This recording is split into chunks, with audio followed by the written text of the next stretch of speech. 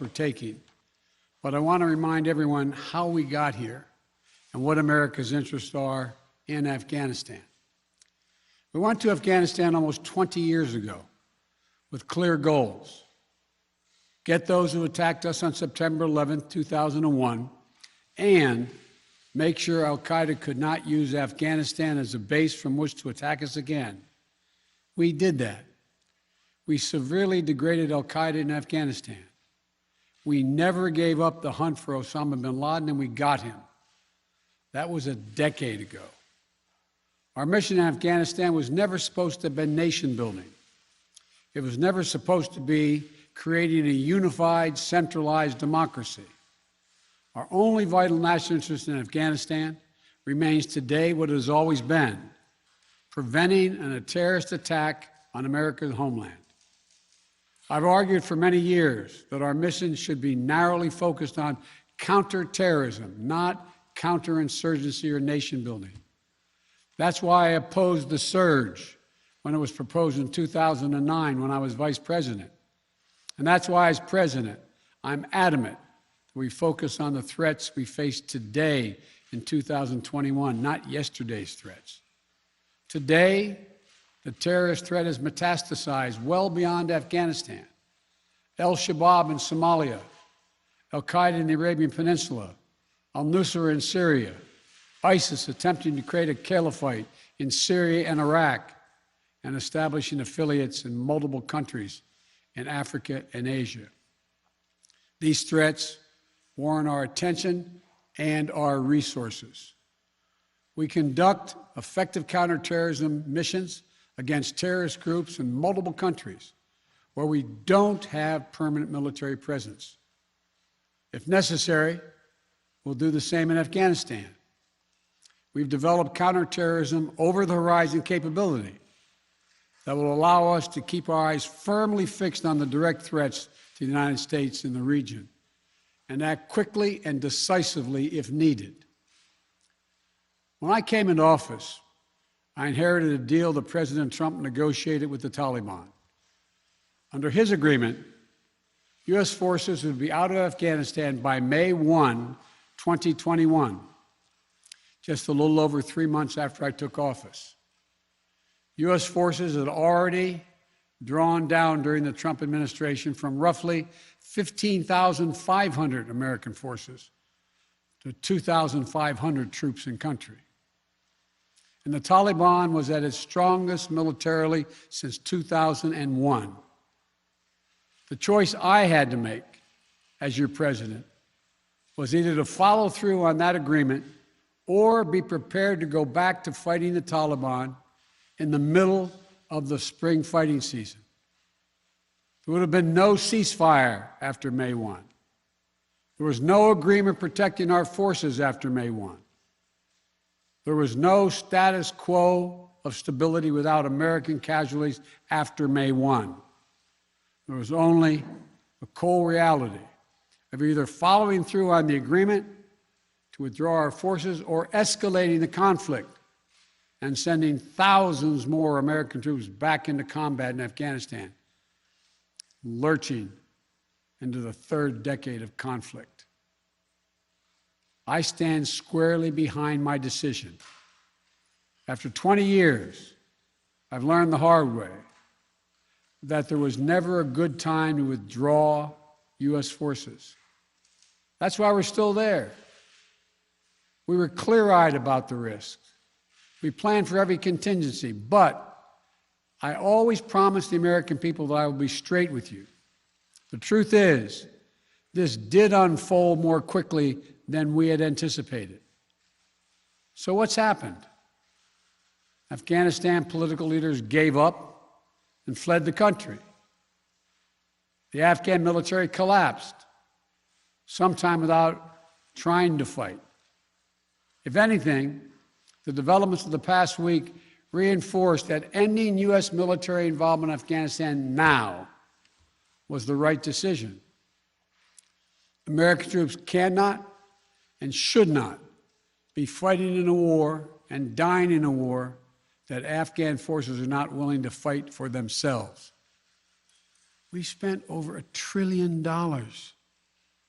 We trained and equipped an Afghan military force with some 300,000 strong, incredibly well equipped, a force larger in size than the militaries of many of our NATO allies.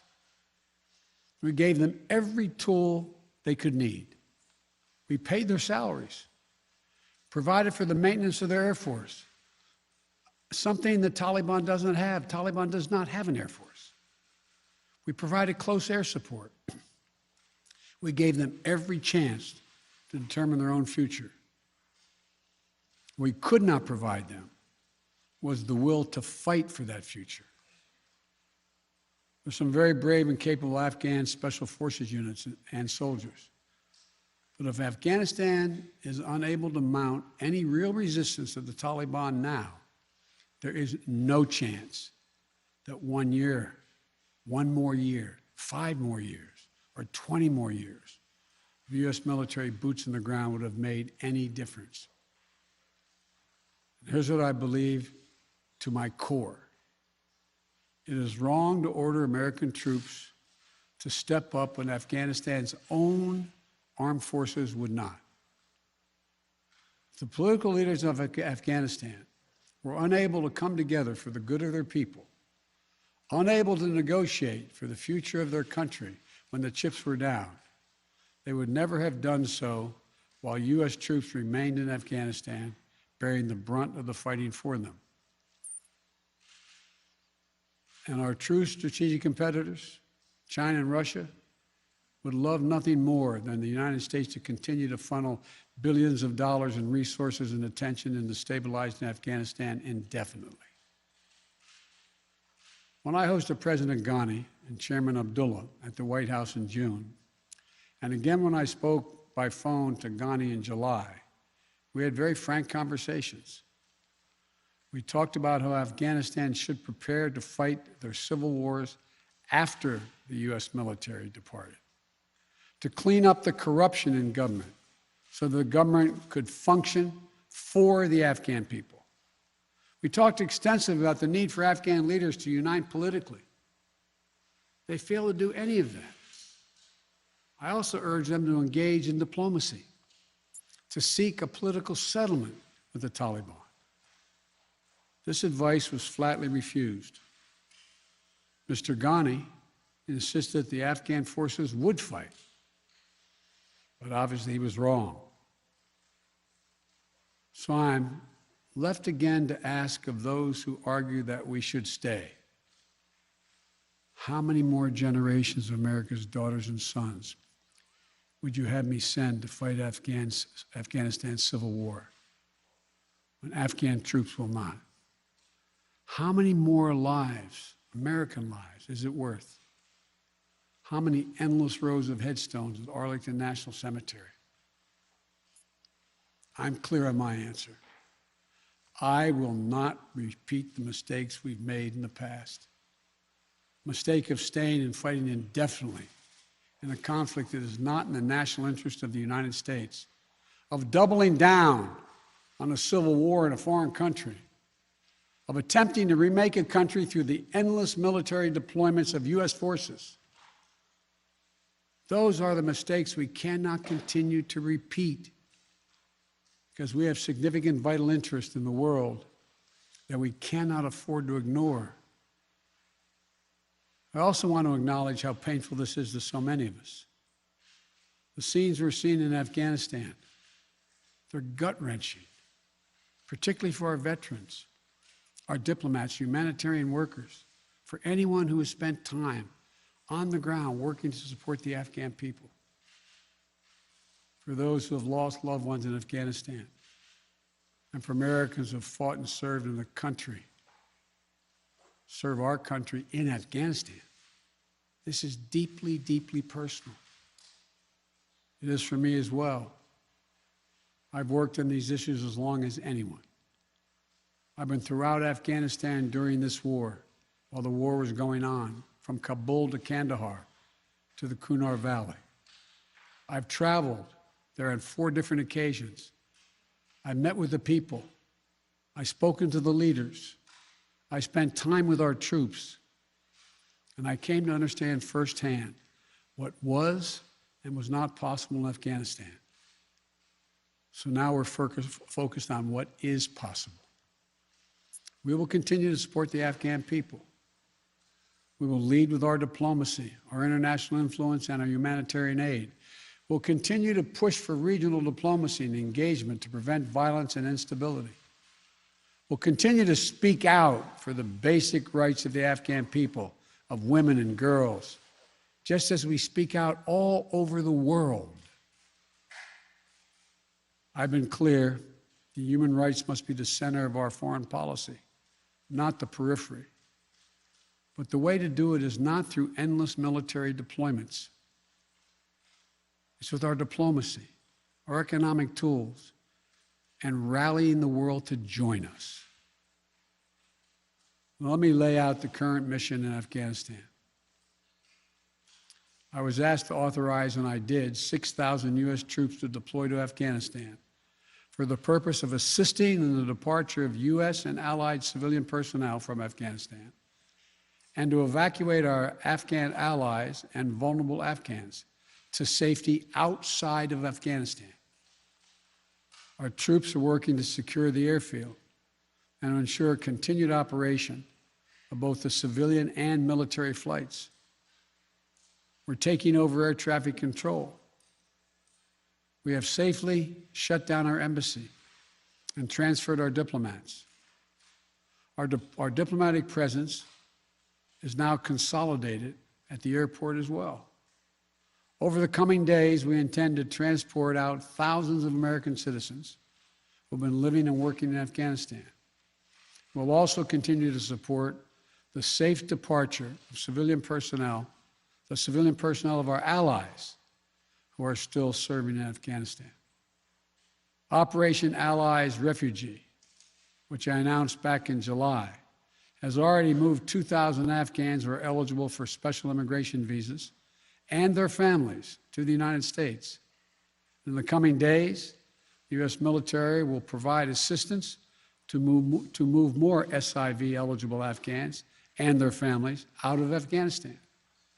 We're also expanding refugee access to cover other vulnerable Afghans who worked for our embassy. U.S. non-governmental agencies or U.S. non-governmental organizations and Afghans who otherwise are at great risk, and U.S. news agencies.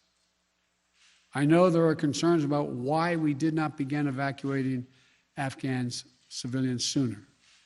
Part of the answer is some of the Afghans did not want to leave earlier, still hopeful for their country.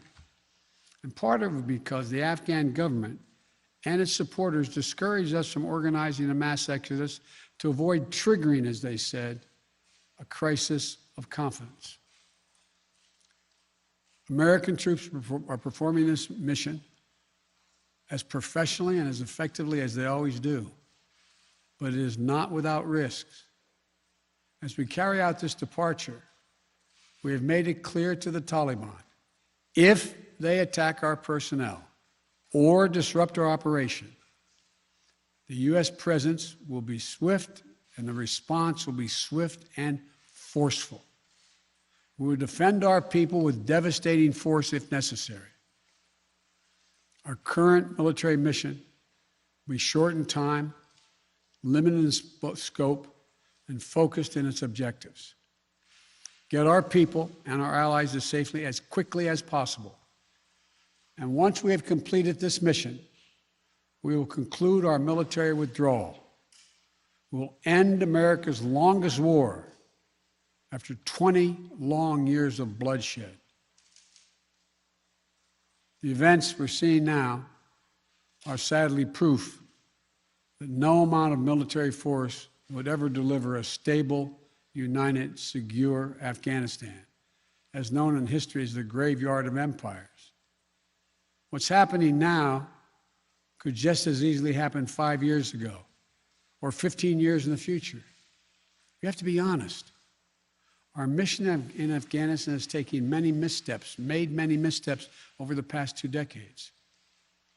I'm now the 4th American president to preside over war in Afghanistan, 2 Democrats and 2 Republicans. I will not pass this responsibility on to a 5th president. I will not mislead the American people by claiming that just a little more time in Afghanistan will make all the difference. Nor will I shrink from my share of responsibility for where we are today and how we must move forward from here. I am President of the United States of America, and the buck stops with me. I'm deeply saddened by the facts we now face, but I do not regret my decision to end America's warfighting in Afghanistan and maintain a laser focus on our counterterrorism missions there and other parts of the world. Our mission to degrade the terrorist threat of al-Qaeda in Afghanistan and kill Osama bin Laden was a success. Our decades-long effort to overcome centuries of history and permanently change and remake Afghanistan was not, and I wrote and believed it never could be. I cannot and will not ask our troops to fight on endlessly in another country's civil war, taking casualties, suffering life-shattering injuries, leaving families broken by grief and loss. This is not in our national security interest. It is not what the American people want. It is not what our troops, who have sacrificed so much over the past 2 decades, deserve. I made a commitment to the American people when I ran for president that I would bring America's military involvement in Afghanistan to an end. While it's been hard and messy, and yes, far from perfect, I've honored that commitment. More importantly, I made a commitment to the brave men and women who serve this nation that I wasn't going to ask them to continue to risk their lives in a military action that should have ended long ago. Our leaders did that in Vietnam when I got here as a young man. I will not do it in Afghanistan. I know my decision will be criticized, but I would rather take all that criticism than pass this decision on to another President of the United States, yet another one, a 5th one, because it's the right one, it's the right decision for our people, the right one for our brave service members who risk their lives serving our nation, and it's the right one for America. Thank you. May God protect our troops, our diplomats, and all brave Americans serving in harm's way.